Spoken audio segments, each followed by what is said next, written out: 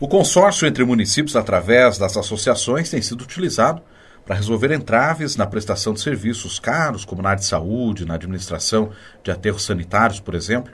E qual a sua opinião, qual a sua visão sobre isso?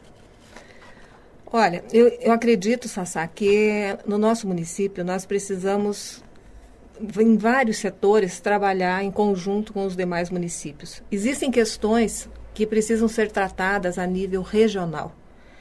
Questões como o lixo, questões como a questão da saúde. O consórcio de saúde é um grande problema nosso, essa retirada do município de Irati do consórcio.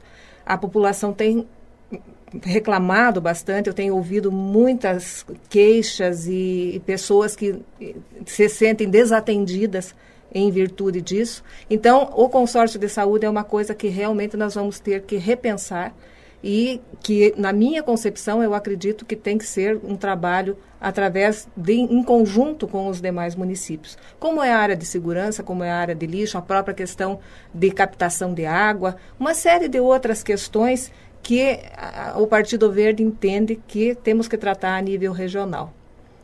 O orçamento 2013 é feito pela gestão atual. A senhora acha que isso vai dificultar o trabalho no primeiro ano de sua gestão?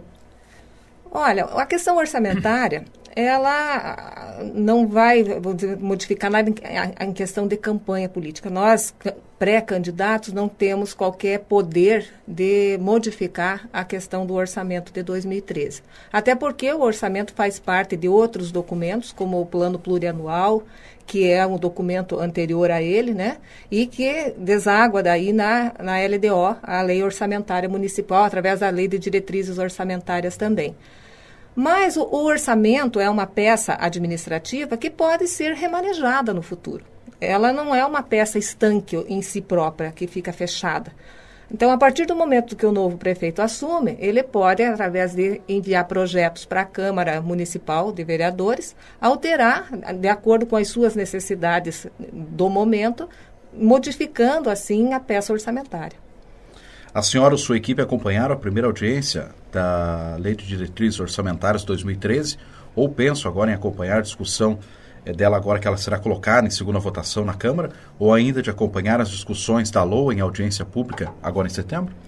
Olha, todas essas reuniões são muito importantes e com certeza nós teremos pessoas do partido que estarão lá voltadas a captar essas informações. Mas como eu te disse, a minha preocupação com o orçamento não é grande. Por quê? Porque nós temos o poder de transformar esse orçamento na sequência. O que, na verdade, não pode ser transformado tudo, mas nos pontos principais e necessários, como na área de saúde, na área de educação, nós teremos possibilidade, então, de adequar aquilo que a gente pretende colocar em prática no primeiro ano de mandato. Historicamente, o montante maior de recursos do orçamento municipal é constituído por verbas estaduais, verbas federais. A arrecadação municipal gira em torno de 24% com IPTU, ISS e outras pequenas taxas. Como a senhora vislumbra uma mudança nesse panorama que é comum para a maioria dos municípios menores? A gente tem notícia de que a situação dos municípios está cada vez mais difícil. Por quê? Porque a ação das pessoas, a vida das pessoas se passa no município. Mas os recursos para que essas atividades que são necessárias para uma vida de qualidade das pessoas, a maior parte delas vem do FPM, que são os recursos federais. E outra parte vem do ICMS, que é a nível estadual. E nós sabemos que esses recursos não são suficientes. E, além disso, para complicar mais a situação dos municípios, a arrecadação própria, que é através das taxas do IPTU e outras taxas que a gente tem que são cobradas dos munícipes, também não é um recurso tão suficiente, tão grande assim, que possa fazer frente a todas as despesas. Mas eu acredito que com planejamento, com você podendo remanejar vários setores, com o enxugamento da máquina pública, porque eu não acredito que a Prefeitura de Irati possa continuar da mesma forma como ela está hoje. A começar por questões de cargo em comissão, que o nosso entendimento é que nós precisamos enxugar esses cargos de comissão e valorizar o servidor que nós temos lá. Nós temos servidores públicos qualificados, pessoas de bem, gente honesta que está lá pronta para trabalhar. Como eu falei no bloco anterior, talvez um pouco desmotivados, mas isso há de ser modificado. E com isso você pode fazer uma administração enxugando a máquina. Até as próprias normas administrativas, uma desburocratização. Hoje nós temos dificuldade de aprovação de projetos, nós temos dificuldade em vários setores ali que podem ser facilitados para a população. E diminuído com isso o seu custo. Então, diminuindo o custo da própria máquina, vai sobrar mais recursos para que você possa colocar mais na saúde, mais na educação, colocar mais na segurança, enfim, uma série de outros setores que precisam de atenção da Prefeitura Municipal. Há muito o que se fazer localmente para cumprir a Lei da Transparência Nacional e a Lei do Acesso a Informações. Na sua gestão, de que forma a senhora pretende trabalhar para que realmente essa transparência aconteça de verdade?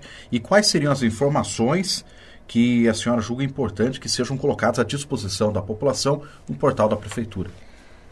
Eu acho que a transparência é um ponto fundamental hoje numa política voltada realmente para a população, naquilo que eu acredito, que é o povo mais próximo da Prefeitura e participando das decisões de governo. Ele só pode participar dessas decisões se ele tiver conhecimento do que é que está se passando dentro da Prefeitura, como é que estão as suas contas, como é que as coisas estão sendo tratadas, as licitações, como é que estão sendo encaminhadas. E para isso, hoje, com a questão de informática que nós temos, com a própria internet, é uma facilidade muito grande. Existem instrumentos muito bons e muito fortes e alcance hoje de quase todas as famílias para que elas possam estar fiscalizando também a atividade da administração pública. O gestor, se você for pensar, no fundo, ele é um empregado do povo. E, obviamente, que você tem que prestar conta do que você está fazendo. Você não entra lá para gerir o teu próprio interesse, você não entra lá para gerir fazer aquilo que você acha que é importante. Você tem que entrar lá para você ver o que as pessoas precisam e cumprir com essas determinações, com essas vontades, a partir da consulta popular. Então, eu acredito nesse ponto de vista. E a transparência, então, é um instrumento muito importante e, com certeza, nós teremos que utilizar colocando todas as informações da administração pública, licitações, a legislação toda do município, as contas públicas, os gastos com saúde, com educação, enfim, em todos os setores, o acompanhamento do orçamento, como que o orçamento está sendo trabalhado, tudo isso pode ser colocado através de um portal na internet, que pode ser acessado por qualquer um da população. E ainda para completar, existe a questão do diário oficial eletrônico. Hoje, inclusive, nós temos dificuldade em acompanhar os atos da Prefeitura. As publicações todas, as portarias, as nomeações, as desnomeações, né? Então, é preciso que isso fique efetivamente para que a população possa fazer essa consulta. E eu acredito que é perfeitamente possível isso ser feito e com certeza nós colocaremos isso em prática. Pois é, a gente ia fazer justamente essa pergunta sobre o diário oficial eletrônico, né? Porque muitas prefeituras, de acordo com a Lei da Transparência Estadual desde janeiro, os municípios que ainda não têm os seus diários próprios estão sendo obrigados a publicar no Diário do Estado. Então, a senhora pretende criar um diário oficial eletrônico próprio aqui do município? Existe, inclusive, Sassá, uma determinação do próprio Tribunal de Contas de que cada município tem que, através de uma lei municipal, ter o seu diário oficial do município, onde obrigatoriamente os seus atos têm que ser publicados. Então, até me admira que nós ainda não tenhamos isso, porque é uma obrigação de lei, é uma obrigação legal, né? Então, com certeza nós teremos que implantar o diário eletrônico, como as licitações podem ser feitas por pregão eletrônico também, que é uma forma mais moderna, mais tranquila de você trabalhar com os contratos públicos, que são um ponto-chave da administração. Para muitas pessoas, a maior parte da economia de Irati ainda gira em torno da produção agrícola. A senhora concorda com essa afirmação? Com certeza, a área rural nossa é uma área da maior importância. Nossos agricultores hoje têm se queixado muito da questão das estradas. Eu tenho andado pelo interior, visitando alguns conhecidos, algumas famílias, e a grande reclamação do nosso agricultor hoje é com o acesso dele à sua propriedade e a pouca possibilidade da retirada da produção de dentro das propriedades. Nós temos que trabalhar muito isso. E não só no interior. Ontem mesmo eu estava ouvindo a emissora de vocês, o ouvinte de vocês reclamando que lá a Rua Santos Dumont estava intransitável. Aqui dentro da cidade, ali no bairro Pabs, nós temos ali a obra da ANAPSE, que hoje nós não podemos trabalhar lá porque também nós não conseguimos acesso. A gente entende que a chuva é muito grande, que existem obras a serem feitas, que as empresas têm dificuldades, também as empreiteiras, mas é preciso que se dê acesso para o povo chegar nas suas casas. Não é possível que, por causa de uma obra, o cidadão agora não tenha acesso a entrar em casa.